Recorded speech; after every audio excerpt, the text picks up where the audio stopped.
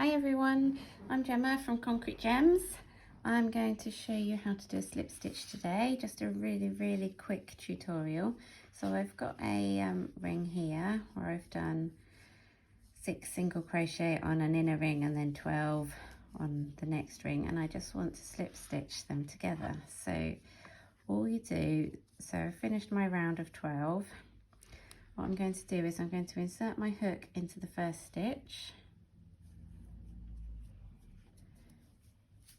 like that, and I'm going to yarn over, pull through,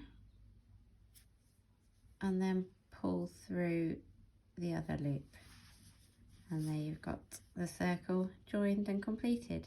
So there you have it, a slip stitch, very easy but useful for so many things.